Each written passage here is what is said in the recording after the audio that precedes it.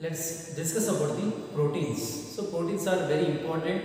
So because these proteins are the most abundant biomolecules of the living system. Why they are called most abundant for the living system means because of the one reason that they are very much essential for the growth and maintenance of the living system. That's why they are much important, much essential for our day-to-day life of our healthy bodies, right? So what are the main sources of these proteins? You are going to use this. So that is called cheese. You can use cheese, milk, meat, fish. Like this we are going to do, etc. For the proteins that will be present in these parameters, very much will be there in the milk, cheese. Like, okay. Next, let's see the composition of the proteins. Composition means in what form they are going to be present. Let's see here. The proteins are the polymers of the alpha amino acids. Hence, on hydrolysis, proteins give a large number of alpha amino acids. Right? So they will be the form of the alpha amino acids. When the proteins undergoes the hydrolysis, they are going to give a large number of the alpha amino acids. That is called composition of the proteins is nothing but the alpha amino acids. So let's now look at here the amino acids, because amino acids are the main buildings or main blocks for the proteins, right? So let's look at the definition of the amino acids. The compounds containing the both amino as well as the carboxylic acid group in the same molecule. So this is a molecule. In this molecule, they are going to contain the both COH group and NH2 group. This is called acid group.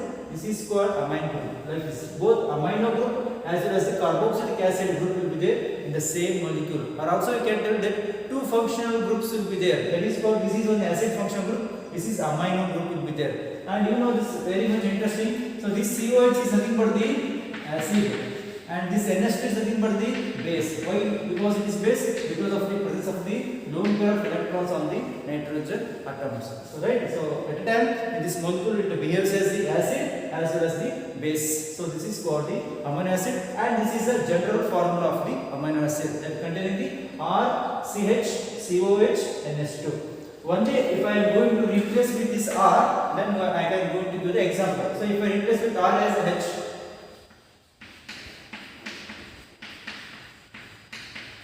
so this name I am going to call as the glycine. This name is called glycine. If I replace R with hydrogen, that is called glycine. If I replace R with the CH3, that I am going to call as alanine.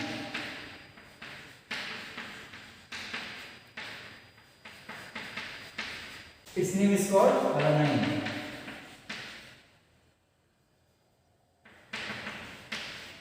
Once again, if I replace this R with phenyl ring, introducing the phenyl group. So right, so if I replace with 3 hydrogen will be there. So if I replace one hydrogen from this CH3 molecule, that I am going to introducing phenyl ring. That is called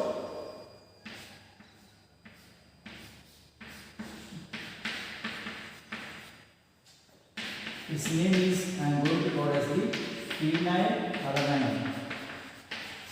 Its name is called phenylalanine. Why? Because in the alanine compound, 3 hydrogen will be there. So one of the hydrogen I am going to replace with this phenyl ring. That's why its name is called as the phenylalanine. So many examples will be there. So many examples of these amino acids will be there. Only what I have to do? Only the replacement with R with some other compounds. We are going to give the maximum examples for these amino acids. We are going to see the plenty of the amino acids. So in that one, just for the purpose of the examples, so you are going to keep it as a mainly 3 or 4 you are going to remember. Let's discuss about the classification of the amino acids. So in that first one, we are going to looking forward here based on the nature of the amino acids. How it will be there, the nature, that's based on this one, we are going to classify as 3 categories. First one, we are going to discuss with the neutral amino acids. Neutral means the molecule which should contain the equal number of amino acids, equal number of the amino group as well as the carboxylic acid group. So let's look at the example. First example, that is called a glycine. Here what happens? Only one function group containing the acid and one function group containing the amino group, right? So equal number will be there. So this is 1 is to 1 ratio will be there, right? So this name is called glycine. Glycine is the example for the neutral amino acids. And also you can take this one. This is called alanine. Alanine also 1:1 ratio containing the functional groups. That is called neutral amino acids. Second one, acidic amino acids. I mean the molecule which contain the more number of the carboxylic acid groups than amino groups. Look at the example here. So one COH and another COH will be there, and only one NH2 will be there. That is called in the 2:1 ratio. That's why the more number of carboxylic acid will be there. So that's why these groups we are going to call as the acidic amino acid. Example is aspartic acid. Look at the third one, basic amino acids. Just it's the reverse of the acidic amino acids. It is containing the more number of the amino groups rather than the carboxylic acid groups. Look at the amino groups, how many will be there? So this will be one group and this will be one group. That is called again once again 2:1 ratio of this basic group will be there. So example is lysine. Let's discuss the based on the biological importance. So that is classified as the two types: non-essential amino acids and essential amino acids. As the name indicates, non-essential means they are not necessary for our body. So that is called which can be synthesized in the body. Even though there is going to be synthesized in our body, but they are non-essential. So the example lysine, alanine. Second one, essential amino acids. So these are very much essential for our body.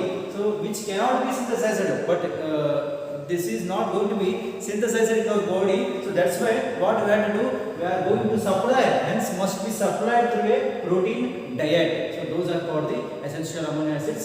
Example lysine, valine. Let's discuss one of the properties of the amino acid, that is called Jupiter ion. What do you mean by this Jupiter ion? Let's see the definition. In aqueous solution, the carboxylic group can lose a proton and an amino group can accept a proton, giving rise to a dipolar ion. Dipolar means charge separation, that we are going to call as the Jupiter ion. Let's see this one. So this is the general form of the amino acids. Both it is containing the carboxylic acid group as well as this base, that is called amino group. You know that in aqueous medium, acid always donates the proton and base it always obstruct the proton, right? Proton from the acid.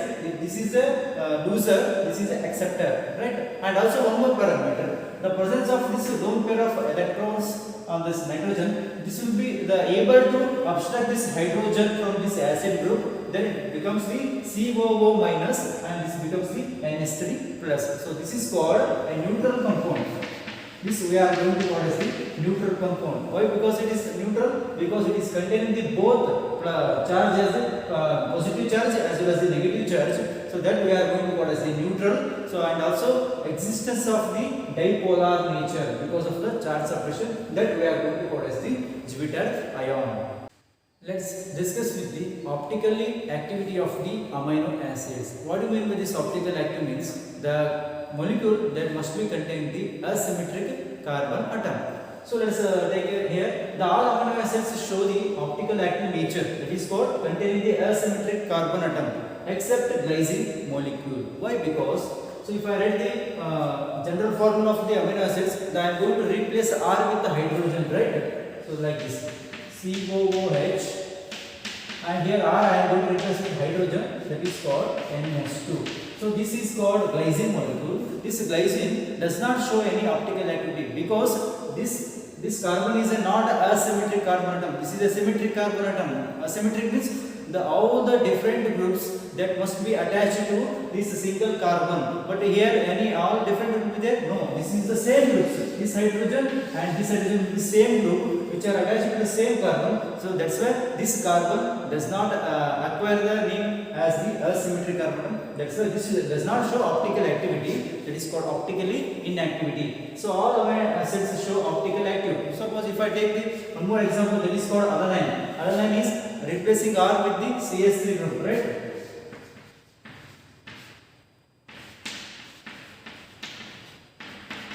So this is called alanine. So now this carbon I am going to call as the asymmetric because 4 different groups are attached to the same carbon. This is called asymmetric carbon. Hence all amino acids show optical activity, but this glycine doesn't show. And these exist in the D and L forms. If that molecule containing the asymmetric carbon atom, there must be possibility of showing the D configuration as well as the L configuration. So most naturally occurring amino acids have L configuration. L means left hand side. Writing the NH2 group left hand side. Writing this NH2 group is the left hand side. I am showing here. So this compound, this exists as a D and L configuration. Now I am going to represent in the L configuration. L means this is COOH. I am going to writing the right side. So this is called Cl. So this is the L configuration. Why? Because writing the NH2 group left hand side, that is called L configuration of this alanine. This is called L alanine.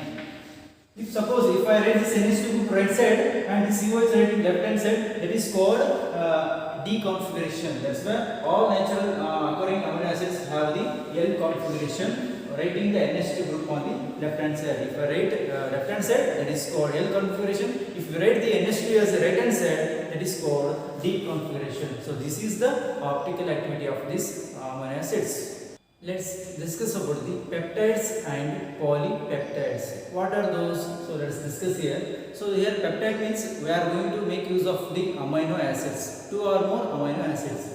So here the 2 amino acids I am going to take here. So one of the amino acid which is containing the carboxyl group reactions and another amino acids containing the amino groups. So these will be going to react. So that is the carboxyl group of one amino acid which is going to be react with the amino group of the another amino acids with the elimination of the water molecules. So here this acid from OH group and the basic group of this NH2, both their water molecules will I am going to mark here like this. OH from this COOH, H from this NH2 group. So of the both different amino acids, elimination of the water molecules takes place here. After the elimination of the water molecules takes place, these amino acids they are going to be linked. That link is called CONH bond. This bond we are going to call as the peptide bond linkage. Let's say the definition. The CONH bond, this is called CONH bond because after the removal of this OH, CO will be as it is will be there. That is called CO. And here after removing one hydrogen, NH as it is will be there like this. Remaining I am going to write like this. The CONH bond formed, which is going to be formed between 2 amino acid molecules with the elimination of the water molecules, that we are going to call as the peptide bond. We are going to use the name as the peptide bond. So this is about the peptide bond. So and polypeptide means, so that is, so I am going to take here one CONH bond, another CONH bond, one more CONH, like this will be takes place. I mean, when you look at the definition, the number of amino acids which will be going to be involved here. Poly means many times, large numbers.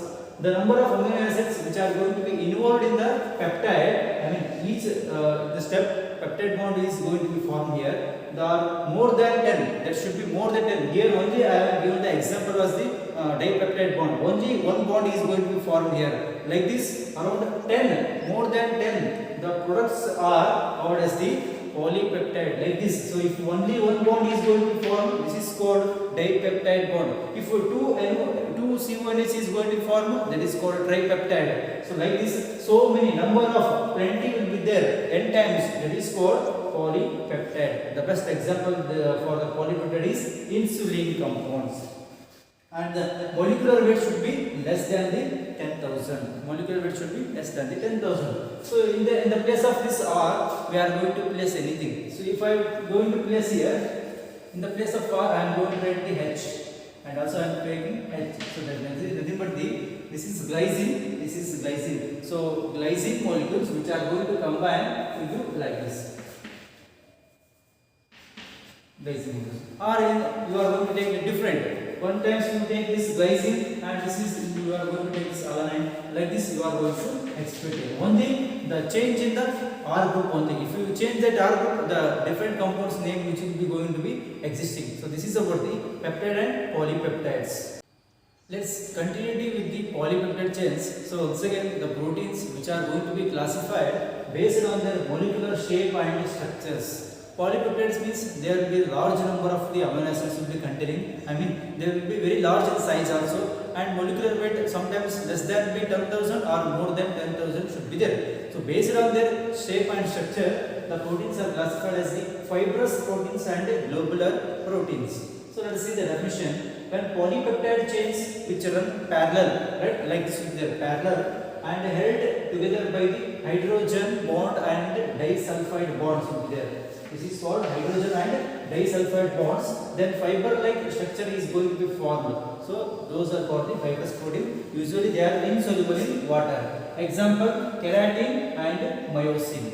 So this keratin, you know this one, the keratin which is going to be present in the hair, right? That should be present in the hair. And myosin will be present in the muscles. If you take the hairs, so if you go to dip in the water, whether it is soluble, so certainly they are insoluble in water. So that is called example keratin and myosin, which comes under the fibrous proteins. You can see the structure also. So let's take second one, that is called globular proteins. Globular means when the chains of the polypeptides coil means they are going to be heavily mixed here. Coil around it to give this spherical shape, usually soluble in water. They are going to be usually soluble in water. Example insulin. Let's see this one. That is called globular proteins. They are going to be coiled around with each other.